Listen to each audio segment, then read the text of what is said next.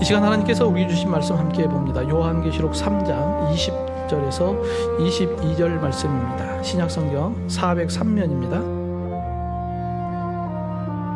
볼지어다 내가 문 밖에 서서 두드리노니 누구든지 내 음성을 듣고 문을 열면 내가 그에게로 들어가 그와 더불어 먹고 그는 나와 더불어 먹으리라. 이기는 그에게는 내가 내 보좌에 함께 앉게 하여 주기를 내가 이기고 아버지 보좌에 함께 앉은 것과 같이 하리라. 귀 있는 자는 성령이 교회들에게 하시는 말씀을 들을지어다. 아멘.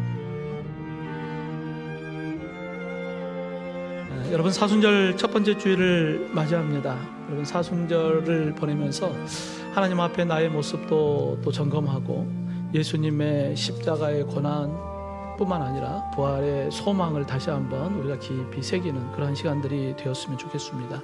그래서 날마다 우리가 예수님 닮아가는 변화의 모습 속에 이 사순절 기간을 통하여 좀 더 예수님을 닮아가는 은혜의 시간이 되어지기를 주님의 이름으로 축원합니다.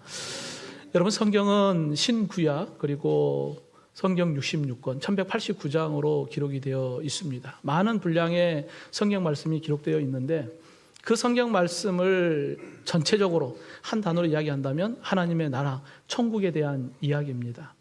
여러분, 우리가 창세기 1장, 2장에 보면은 하나님께서 천지를 창조하신 이야기로부터 시작을 합니다. 천지 창조, 하늘과 땅에 대한 이야기죠. 그리고 요한계시록 21장, 22장에 보면 새하늘과 새 땅, 성경의 마지막 책인 요한계시록의 끝도 하나님의 나라, 천국에 대한 이야기입니다. 그래서 성경은 창세기부터 요한계시록, 처음과 끝의 성경 모든 것이 하나님의 나라에 대한 이야기를 하고 있습니다. 그 하나님의 나라, 천국을 주님께서 우리에게 가지고 오셨어요. 그래서 성경은 예수님에 대한 이야기이기도 해요. 성경 안에 우리가 영화나 드라마를 보면 주인공이 있잖아요. 성경의 주인공은 누구일까요? 예수님이에요. 그래서 그 예수님이 오실 예수님, 오신 예수님. 그래서 그 예수님을 통하여서 하나님의 나라, 천국이 우리에게 주어집니다. 그래서 길이요, 진리요, 생명 되신 예수 그리스도, 그분을 통하여만 하나님의 나라, 천국에 갈 수 있는 것이죠. 여러분, 우리의 모든 삶의 중심은 하나님의 나라를 향하여 우리가 맞춰져 있고 그 하나님의 나라 천국을 소망하기에 오늘도 예수 그리스도를 나의 주로 고백하며 함께 믿음의 길을 걸어갑니다. 여러분, 근데 우리가 이제 오늘 요한계시록에 대한 말씀을 함께 보는데, 여러분, 요한계시록에 대한 말씀, 요한계시록 4장부터 20장까지는 하나님의 심판에 대한 이야기들이 쭉 기록되어 있어요. 그래서 이제 이단이나 사이비 뭐 이런 종교들은 요한계시록에 대한 이야기를 통하여서 우리에게 이러한 4장부터 20장까지의 두려운 이야기들, 하나님의 심판에 대한 이야기들을 우리에게 자꾸 이야기하거든요.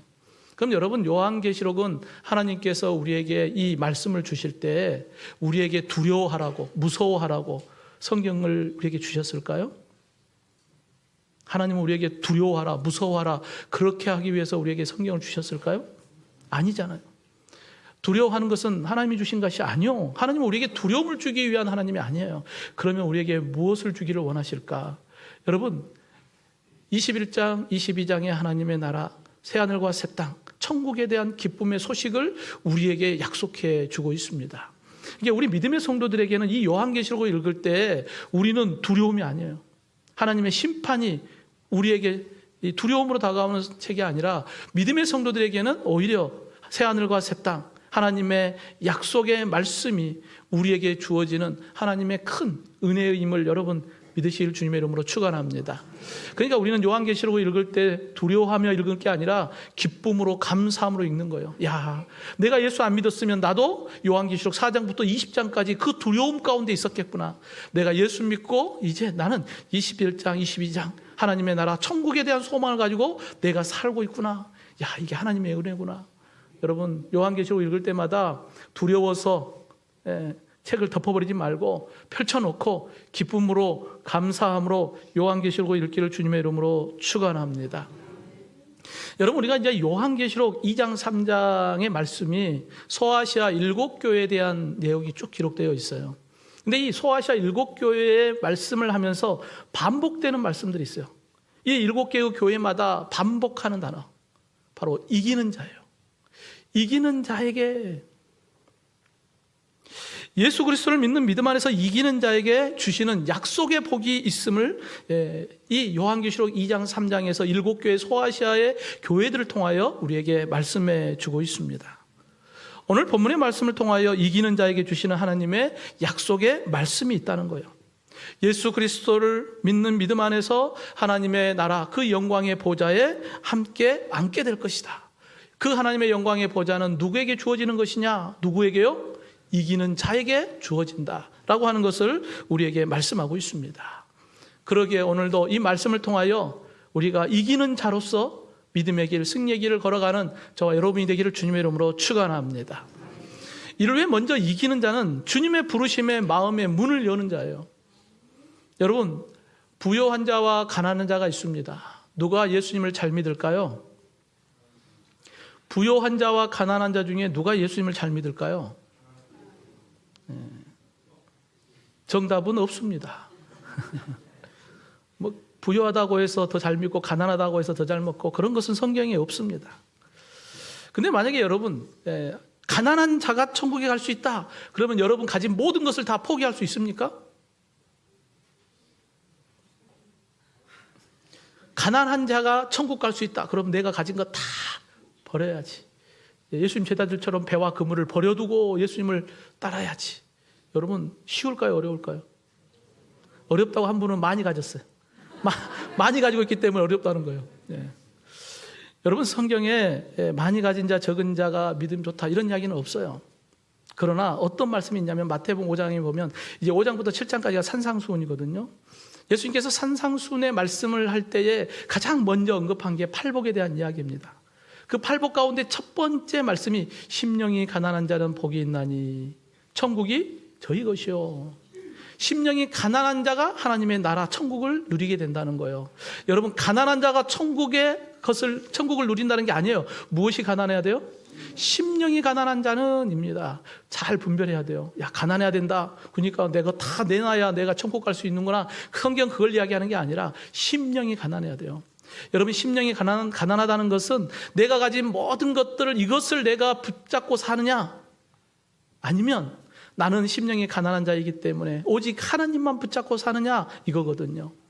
여러분 세상의 것들이 아무리 많이 가졌다 할지라도 나는 주님 아니면 살 수 없습니다. 그러면 심령이 가난한 자예요. 누가 볼 때는 부자처럼 보이지만 아니에요. 하나님이 보실 때는 너가 심령이 가난하구나. 그러니까 넌 천국이 너의 것이야. 그러니까 부자냐 가난하냐가 중요한 게 아니라 내 심령이 정말 주님 붙잡고 사느냐 세상 붙잡고 사느냐 하나님 믿으며 사느냐 세상 믿고 사느냐에 따라서 하나님의 나라 천국이 우리에게 약속되어 있는 것입니다. 근데 여러분 많이 가진 자가 솔직히 우리끼리 있으니까 많이 가진 자가 그걸 다 포기하고 주님 따르기가 쉽지 않겠죠. 우리 많이 가졌으니까. 여러분 많이 가진 자가 그걸 다 포기하고 주님 따라간다는 건 결코 쉬운 일은 아닙니다. 왜요? 많이 가졌기 때문에 이거 의지하며 살 때가 많거든요. 오늘 본문에 소개하는 요한계시록 2장 3장에 소아시아의 7교회가 소개되고 있는데 오늘 본문의 마지막 7번째 교회 라오디아 교회에 대한 소개를 오늘 본문에서 말씀합니다. 여러분 당시 라오디게아의 도시라고 하는 이 지역은 매우 부유한 도시였어요. 이곳에 많은 무역로들, 세계의 무역로가 지나고 있었기 때문에 이곳에 상업이 발달하고 또 행정이 발달하게 되어 있습니다. 여러분 경제적으로 부유했기 때문에 오늘날로 말하면 은행이 여기에서 발달하기 시작했어요. 은행이 발달할 정도로 많은 물질이 서로 주고받는 그러한 일도 있었겠죠. 또 양모가 발달하다 보니까 이러한 모직물이 발달해서 좋은 옷들을 만들어내는 그러한 도시이기도 했어요. 또 유명한 지금으로 말하면 의과대학이 있었어요. 특히 이곳의 전공이 안과에 대한 부분이 발달했던 도시이기도 합니다. 그러니까 세상적으로 보면 부유한 도시, 살기 좋은 도시가 바로 라오디게아입니다. 이곳이 얼마만큼 부유했냐면 주 60년경에 이곳에 큰 지진이 일어나서 모든 것이 다 무너졌어요. 이게 당시에 로마의 식민자리 있었기 때문에 로마 정부가 이 라오디게아에 내가 지원금을 보내겠다. 그러니까 라오디게아 사람들이 우린 필요 없다. 우리는 우리 힘으로 다시 세울 수 있다. 왜요? 돈이 많으니까. 돈이 많으니까 로마 정부에도 지원받을 필요 없을 정도로 그만큼 부유한 도시가 바로 라오디게아의 도시였습니다. 여러분, 그러니까 주변 사람들이 볼 때 얼마나 부러운 도시입니까? 바로 이곳에 교회가 세워졌어요. 라오디게아 교회가 이곳에 세워집니다. 하지만 이 세상의 영향을 교회가 받게 돼요. 그래서 세상에 조금씩 물들어가다 보니까 세상의 부요함, 그 부요함으로 인하여서 영적으로 보면은 궁핍한 게 없는 거예요. 세상의 물질이 부유하다 보니까 영적으로 열정이 있고 그러한 부분들이 없는 거예요. 점점 세속적인 교회로 변질되어져 갑니다.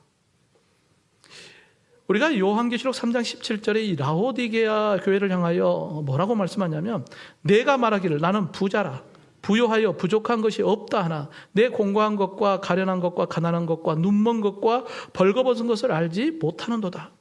라오디게아 교회 사람들은 나는 부자다. 여러분, 얼마나 부자야 나는 부자라고 이야기할까요? 스스로 부자다라고 할 정도로 부요한 그들의 모습이에요. 근데 주님이 보실 때 뭐라고 이야기하냐면, 야, 내가 볼 때는 너희는 공고한 자야, 가련한 자야, 가난한 자야. 그곳에 의과대학이 있어서 안과가 발달했지만 너희는 눈먼 자야. 모직물이 발달해서 많은 옷들을 만들어내지만 너희들은 벌거벗은 자야 라고 주님께서 말씀하죠.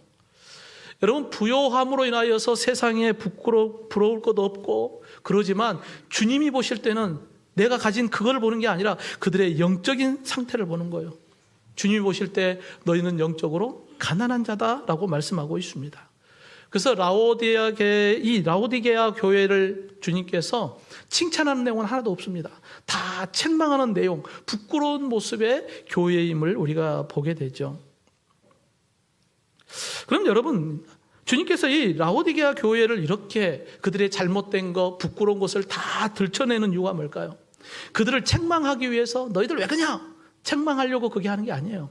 그들의 부끄러움을 다 드러낸 이유는 그들로 하여금 다시 회복시키기 위한 하나님의 놀라운 구원의 계획이 그 안에 있는 것입니다.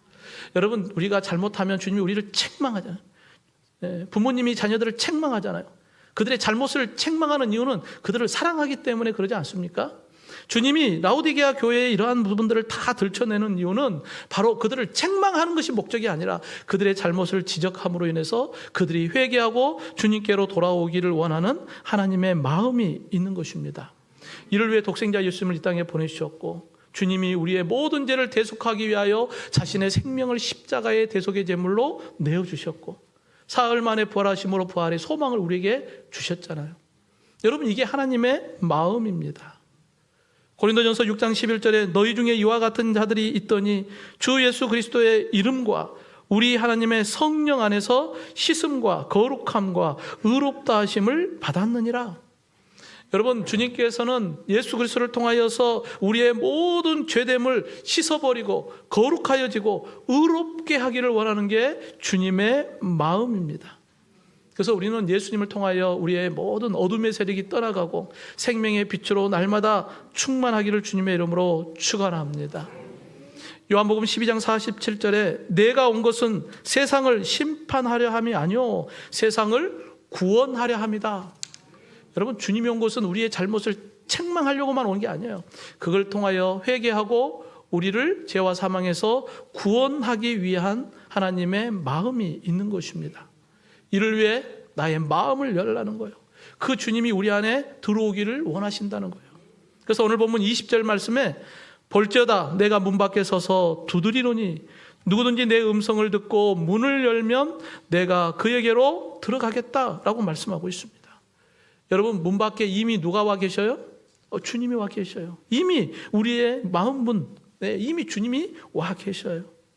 두드리노니 문법으로 보면 현재형이거든. 지금 두드리고 계시는 거예요. 이미 마음문 앞에 와가지고 주님은 지금 두드리고 계셔요. 여러분, 언제까지 두드리고 계실까요? 문 열 때까지 두드린 거예요. 문 열 때까지. 주님은 지금도 마음의 문을 열도록 주님도 끊임없이 문을 두드리고 있는 것입니다. 여러분, 라오디게아 교회는 세상 부요함으로 인하여 영적으로는 깊은 잠에 빠져 있는 자들이에요. 근데 주님은 찾아오셔서 그 영적으로 깊은 잠에 빠져 있는 그들의 마음 문을 두드리고 있는 거예요. 세상의 마음의 부요함에 마음을 빼앗기고 사는 사람들이 얼마나 많습니까? 영적 귀, 영의 눈을 닫아버리고 깊은 영적 잠에 빠져있는 사람들이 얼마나 많이 있습니까? 복음을 듣기는 듣지만 들으려고 하지 않고 마음의 문을 닫아버리는 많은 이들이 있습니다. 그럼에도 주님께서는 그 문 앞에서 두드리고 계시는 것처럼 여러분, 저와 여러분이 그들의 마음의 문을 열도록 끊임없이 그들의 마음을 두드릴 수 있기를 주님의 이름으로 축원합니다. 오늘날 우리가 대한민국에서 태어나서 뭐 예수 믿는다고 핍박받고 고난받고 그러진 않잖아요. 그런데 오히려 부요함 때문에 주님을 떠나는 어리석은 모습들이 나타나지 않습니까? 영적인 무감각한 그러한 모습들, 마음의 문을 꼭 닫아버리는 그러한 모습들. 여러분, 2026년을 시작하면서 내가 전도하겠다라고 여러분 마음에 품고 계신 분들이 있잖아요. 근데 그들이 마음의 문을 열어야 주님이 들어가는데 영적으로 깊은 잠에 빠져 있으면 어떻게 주님이 들어가십니까? 그럼 어떻게 해야 돼요? 그들의 마음의 문을 두드려야죠. 여러분, 누가 두드리면 되겠습니까? 목사님이요 그러지 말고 누가 그들의 마음을 두드렸으면 좋겠습니까? 내가 해야죠. 내가 품고 기도하는 그 영혼들의 마음의 문을 우리가 기도로 또 복음을 전함으로 그러면서 계속해서 마음의 문을 두드려야죠. 언제까지요? 문 열 때까지. 사랑하는 성도 여러분, 반드시 모든 사람은 유일하신 구원자이신 예수님을 만나야 합니다. 나는 예수님 안 만나도 돼. 그런 사람 아무도 없어요. 다 예수님을 반드시 만나야 합니다. 그래야만 죄와 사망에서 영원한 생명을 얻을 수 있기 때문입니다. 주님께서 나의 마음을 열 때까지 두들려 주었던 것처럼 주님의 그 긍휼한 마음, 사랑의 마음을 품고 우리도 누군가의 마음의 문을 끊임없이 두드려서 그들이 영적 깊은 잠에서 깨어나고 마음의 문을 열고 주님을 맞이하는 하나님의 놀라운 구원의 역사가 저와 여러분을 통하여 일어나기를 주님의 이름으로 축원합니다. 이기는 자는 언제나 주님과 함께 동행하는 자예요. 여러분, 왜 예수님은 영적 깊이 잠든 그분들을 마음의 문을 두들고 계실까? 오늘 보면 20절 하반절에 보면 문을 열면 내가 그에게로 들어가 그와 더불어 먹고 그는 나와 더불어 먹으리라 라고 말씀하고 있습니다. 누구든지 주의 음성을 듣고 문을 열기만 하면, 주님을 영접하기만 하면 주님께서 그 마음속으로 들어가서 내가 너와 더불어 먹겠다는 거예요. 여러분, 비록 칭찬받는 것 하나 없고 책망만 받는 라오디게아 성도들이라 할지라도 누구든지 세상 조건 따지지 않아요. 누구든지 마음의 문을 열면 주님을 영접하면 주님께서 들어가겠다는 거예요. 들어가서 내가 그들과 더불어 먹겠다라고 말씀하고 있습니다. 여러분, 세상적으로 보면 라오디게아 교회 부요한 자들, 부러울 것 없는 그들이지만 주님이 함께하지 않으면 그들은 공허해요. 다 가진 것 같지만 영적으로는 가난한 자이거든요. 그 공허한 마음의 문을 열기만 하면 주님께서 들어가셔서 함께 더불어 먹겠다라고 말씀하고 있습니다. 여러분, 더불어 먹는다, 식사하겠다는 거 아니겠습니까? 여러분 누군가를 만나서 식사할 때 그 식사하는 분과의 관계가 친밀하니까 식사하잖아요. 그러잖아요. 관계가 안 좋은 사람 앉아서 뭐 기분 좋게 밥 먹고 그러지 않잖아요. 관계가 좋으니까 같이 한번 만나서 밥도 먹고 그러한 식사의 자리를 함께 하지 않습니까?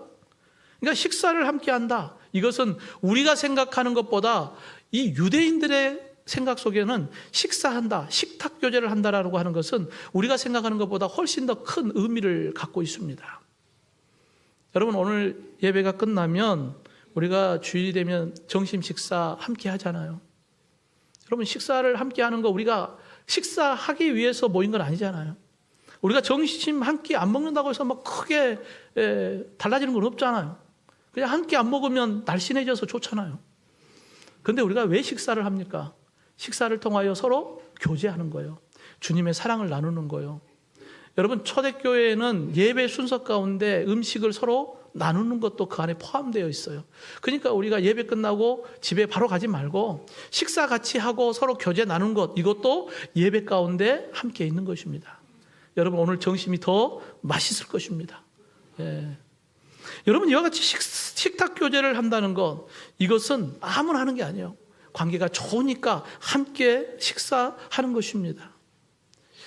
여러분, 예수 그리스도의 복음이 내 안에 들어와서 우리가 예수 믿고 구원받고 내가 하나님의 나라 천국 가게 되었다. 그러나 우리가 바로 천국 가는 게 아니잖아요. 여전히 우리는 이 땅에 발을 디디고 사는 겁니다. 천국 가는 그 시간까지 우리는 이 땅에 살잖아요. 그동안에 주님께서 내 안에 들어오셔서 나와 함께 더불어 먹겠다는 거예요. 주님이 나와 함께 교제하겠다는 거예요. 여러분, 우리가 예수 믿고 구원받았으니까 내가 이제 세상에서 마음껏 살아도 돼? 아니에요. 예수 믿고 구원받았으니까 이제 누구와 함께 살아가야 돼요? 주님과 함께 더불어 살아가야 하는 것입니다. 주님이 내 안에 들어와서 나와 함께 동행하고 나와 함께 교제하고 함께 식사 함께 하고 이와 같은 삶을 통하여서 날마다 우리가 주님과 동행하는 삶을 살아가게 되는 것입니다. 여러분, 주님과 함께 동행하며 살면 우리의 삶의 모습이 누구를 닮아갈까요? 예수님 닮아가게 되어 있어요. 예수님과 함께 동행하면 예수님의 모습을 닮아가요. 이걸 성화라고 이야기합니다. 여러분, 예수님과 함께 더불어 먹고 마시면서 함께 동행할 때 우리의 삶이 날마다 예수님을 닮아가는 그러한 변화의 모습 속에 우리가 날마다 온전한 그리스도인으로 변화되어져 가고 있는 것이에요. 여러분, 에베소서 4장 15절에 오직 사랑 안에서 참된 것을 하여 범사에 그에게까지 자랄지라. 그는 머리니 곧 그리스도라. 교회의 머리 되신 예수 그리스도, 그분을 중심으로 하여 모든 믿음의 성도들은 서로 마디마디 연결되어서 아름다운 교회, 하나님의 나라 천국을 함께 세워가는 것입니다. 그렇기 때문에 예수 믿는 사람은 마음의 문을 열고 주님과 함께 동행하는 그와 같은 삶을 사는 것입니다. 나는 절대 안 바뀌어. 아니에요. 주님이 그 안에 들어가시면 바뀔 수밖에 없어요. 저 사람은 절대 안 바뀌어. 아니요. 주님이 들어가면 다 예수님 닮아가게 되어 있어요. 왜요? 주님이 그의 삶을 이끌어가기 때문입니다. 여러분, 나의 능력, 나는 절대 안 바뀌어. 그보다도 더 큰 것이 예수 그리스도 복음의 능력임을 여러분 믿으시길 주님의 이름으로 축원합니다. 그렇기 때문에 오늘도 우리는 주님의 능력, 복음의 능력을 의지하여 주님과 함께 동행하는 삶을 살면 됩니다. 누가요? 누구든지 마음의 문만 열면 내가 들어가서 너와 더불어 먹겠다라고 주님은 말씀하고 있습니다. 여러분, 고대 근동에서는 함께 식사를 한다는 것, 이거는 그냥 단순한 칭조가 아니에요. 서로 전쟁을 하다가도 서로 화해하겠다. 그리고 식사를 하면 이제 더 이상 칼을 들지 않아요. 관계가 회복된 거예요. 그러니까 식사를 통하여 하나의 언약을 맺는 것이죠. 여러분, 예수님께서 직접 만드신 성찬 예식이 있습니다. 여러분, 하나님과 우리와의 관계가 죄의 담으로 막혀 있었어요. 근데 예수님께서 십자가의 보혈의 피의 능력을 통하여 하나님과 우리 관계에 막혔던 그 원수되었던 담을 허셨거든요. 그리고 하나님과 우리의 관계를 회복시키시고 이 성찬 예식을 통하여서 우리가 하나님과 함께 먹고 마시며 교제하게 되는 것이죠. 여러분, 이 모든 것이 바로 하나님의 은혜요, 예수 그리스도의 십자가의 대속의 은혜임을 여러분 믿으시길 주님의 이름으로 축원합니다. 사랑하는 성도 여러분, 오늘도 우리가 마음의 문을 열고 함께 주님과 교제하는 이 모든 시간이 하나님이 우리에게 주신 큰 복입니다. 주님이 내 안에 들어와서 나와 더불어 먹고 나와 동행하고 계시고 나를 인도하고 계시고 나를 이끌어 주시는 이 모든 것이 하나님의 큰 은혜요 복임을 믿고 날마다 예수님 닮아가는 변화의 역사, 성숙한 그리스도인이 되어지기를 주님의 이름으로 축원합니다.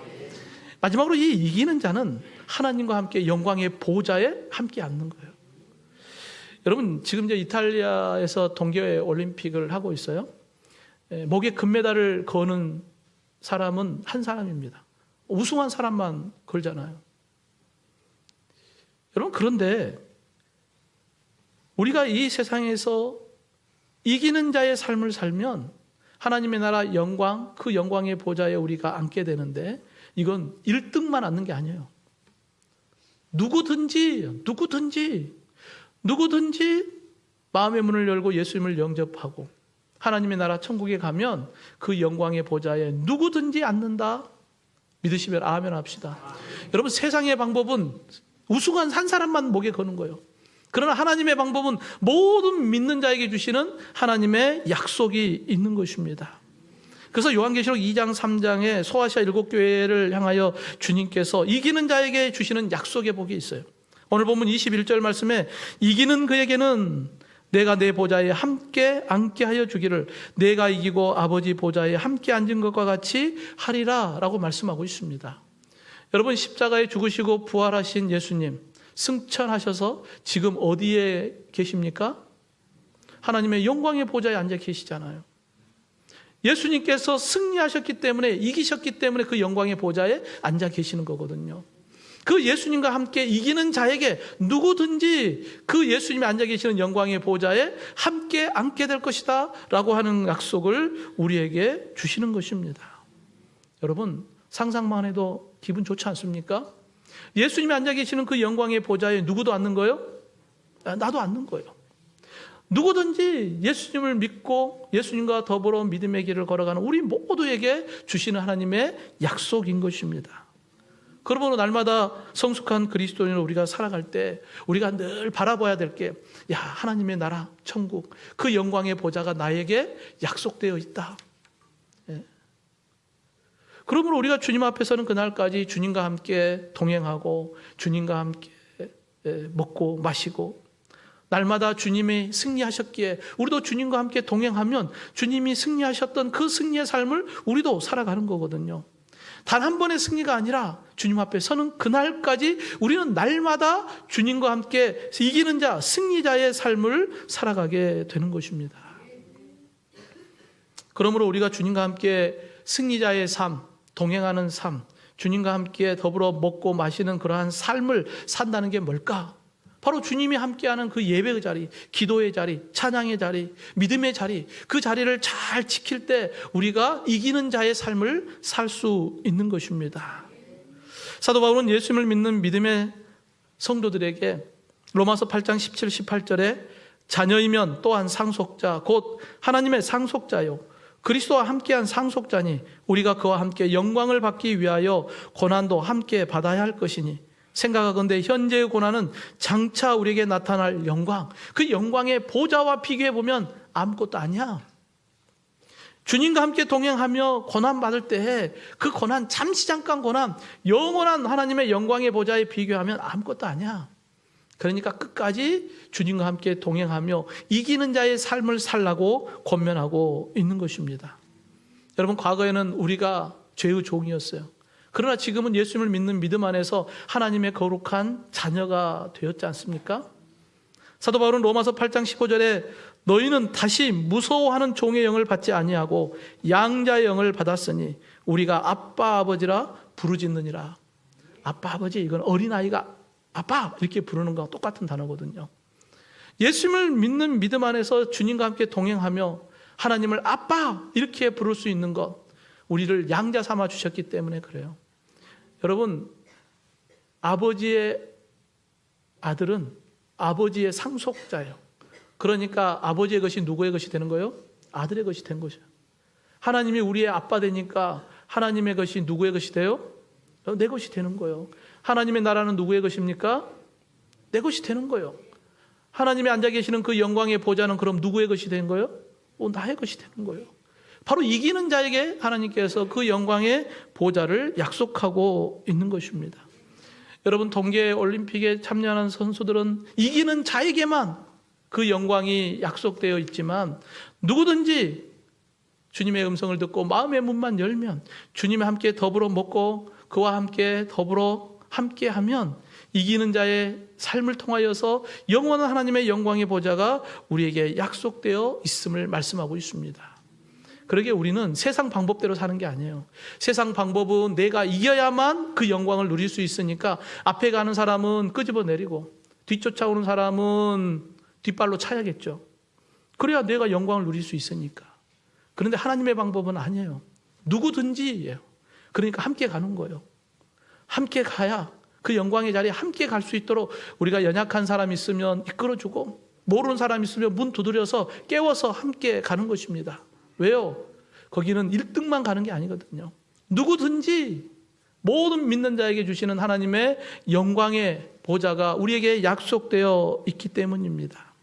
그래서 성경 마지막 66권 요한계시록 21장에 새하늘과 새 땅, 거룩한 성 예루살렘의 모습을 우리에게 보여줘요. 야, 우리가 이 세상 모든 것 다 끝나고 주님 앞에 설 때 우리가 누릴 그 하나님의 나라가 바로 이와 같은 곳이구나. 그 영광의 보좌에 앉아 주님과 함께 영광의 통치의 권세를 누리게 되는 것이죠. 사랑하는 성도 여러분, 소아시아 7교회에 반복되는 구절이 있어요. 오늘 보면 마지막 22절에 귀 있는 자는 성령이 교회들에게, 이 교회들은 성도들을 의미하거든요.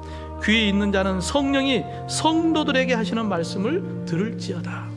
오늘 이 약속의 말씀을 우리가 영의 귀를 열고 듣고 그 말씀을 마음판에 새겨서 주님과 함께 이기는 자로, 또 잠든 이들이 있으면 깨워서 함께 이기는 자로, 마음의 문을 열고 영광의 보좌로 함께 나아가는 저와 여러분, 우리 교회 공동체, 우리가 마음에 품고 있는 우리의 가족들, 우리의 이웃들 모두가 일어나서 영광의 보좌로 함께 나아가는 승리자, 이긴 자의 삶을 살아가기를 주님의 이름으로 축원합니다.